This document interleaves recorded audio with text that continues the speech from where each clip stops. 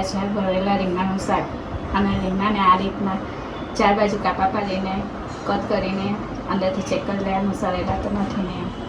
એના માટે જોઈશે આપણને સામગ્રી શેંગદાણા, તલ, પછી ધાણા, જીરું, ગરમ મસાલો, મરચું, હળદર, જીરું, રાઈ, લીંબુ, હિંગ, કોથમીર અને કાંદા. હવે રીંગણામાં ભરવા માટે મસાલો રેડી કરી એના માટે એક મિક્સર જાર રીતે રવૈયા ભરવા માટે મસાલો રેડી કરવાનો છે. હવે એના અંદર ધાણા જીરું પાવડર, ગરમ મસાલા પાવડર, મરચું પાવડર, હલ્દી પાવડર, કોથમીર, લીંબુ,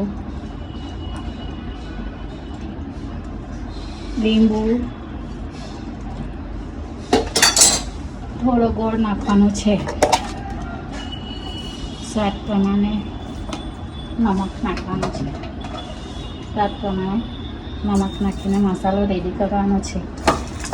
મસાલો મિક્સ કરીને હવે આપણે એને રવૈયામાં ભરશું. કુકરમાં તેલ લેવાનું છે. તેલ ગરમ થાય એટલે અંદર રાઈ,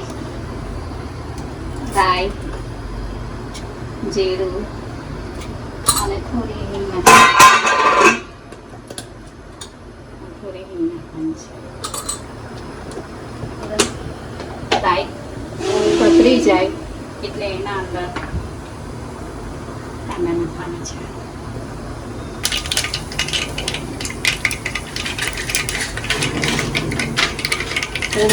મને રાઈ ફૂટી જાય તો એની અંદર કાંદા નાખીને કાંદા થોડા બ્રાઉન જેવા થવા દેવાના. થોડા બ્રાઉન થાય એટલે એના અંદર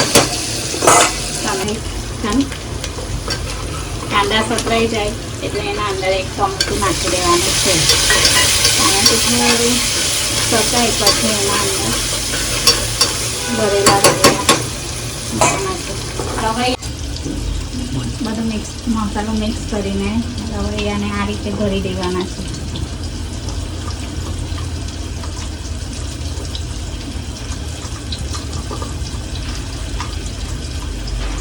થઈ જાય એટલે એને કુકરમાં આ રીતે ગોઠવી દેવાના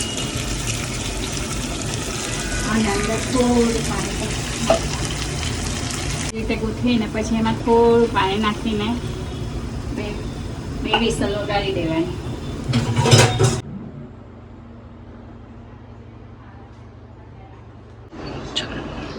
હવે શાક બનીને રેડી છે. તમે એને નાન, પરોઠા અથવા રાઈસ સાથે ખાઈ શકો છો. Thank you.